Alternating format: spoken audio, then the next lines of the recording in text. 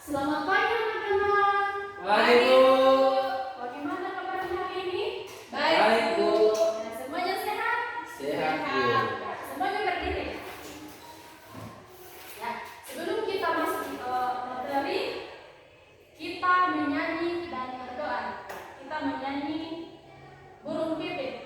Burung pipit 1, 2, 3. Burung pipit yang kecil dikasih Tuhan, terlebih diriku dikasih Tuhan.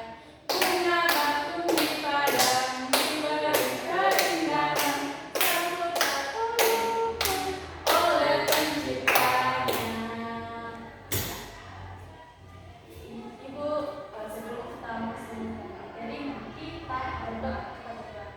Tuhan Yesus, terima kasih karena Engkau telah mengantar kami dari rumah kami masing-masing hingga boleh tiba di sekolah ini dengan penuh semangat. Pada saat ini Tuhan, kami akan memulai pembelajaran kami. Tolong kami Tuhan sehingga apa yang kami pelajari boleh bertambah baik dalam hati dan pikiran kami. Inilah doa kami di dalam nama Tuhan Yesus. Kami sudah berdoa. Amin. Silakan. Ibu absen ya.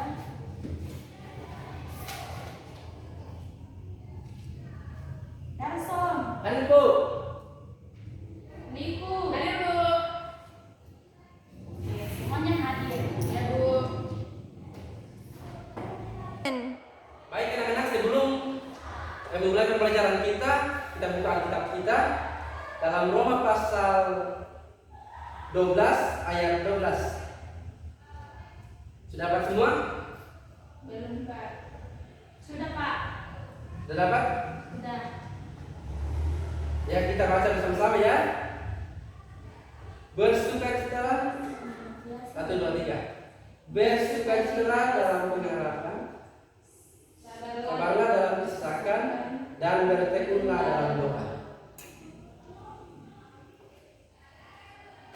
Baik, anak-anak, kita perhatikan. Jadi pembelajaran kita hari ini yaitu setia beribadah, berdoa, dan membaca Alkitab. Kita lihat makna beribadah, berdoa, dan membaca Alkitab.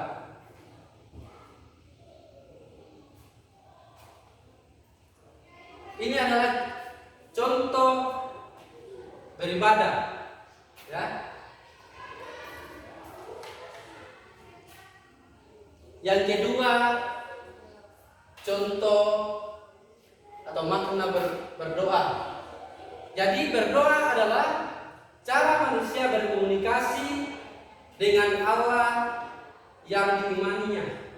Jadi adik-adik, jadi anak-anak, berdoa adalah cara manusia berkomunikasi dengan Allah yang diimaninya. Contoh berdoa seperti ini, kita lipat tangan, tutup mata, dan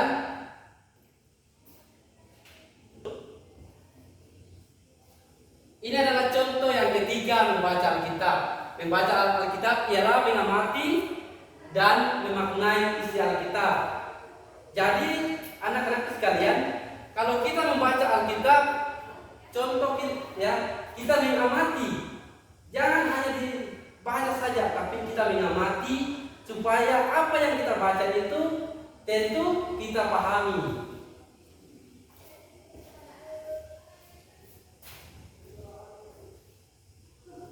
Adapun manfaat setia beribadah, berdoa, dan membaca Alkitab, ada 5 manfaat.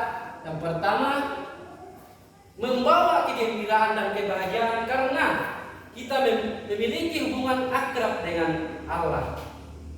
Yang kedua, membimbing hidup kita sehingga kita diarahkan ke tujuan yang benar. Kita dibimbing supaya kita juga dapat membimbing hidup kita ke arah yang benar. Yang ketiga, mengenal perbuatan-perbuatan Tuhan dalam hidup kita. Jika kita mengenal perbuatan-perbuatan Tuhan, tentu kita juga akan melakukan kehendak yang sudah diperintahkan Tuhan kepada kita. Apapun yang diperintahkan Tuhan kepada kita, tentu kita lakukan.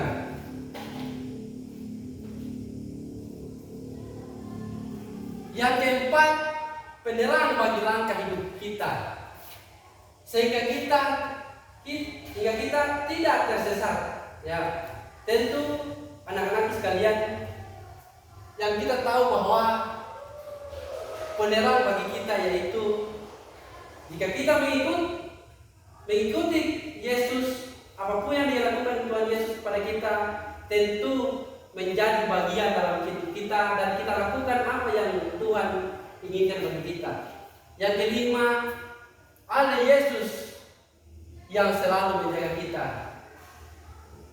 Jika kita bertekun, selalu beribadah, berdoa, membaca Alkitab, tentu Yesus ada dalam hidup kita dan menjaga kita.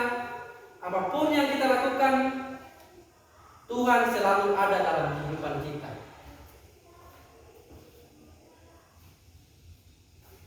Itulah materi kita, setia beribadah, berdoa, dan membaca Alkitab.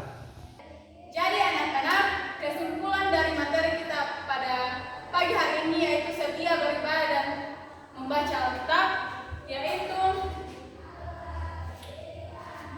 ibadah, berdoa, dan membaca Alkitab merupakan nafas hidup orang yang beriman, sebagai nafas hidup yang dianugerahkan kepada kita.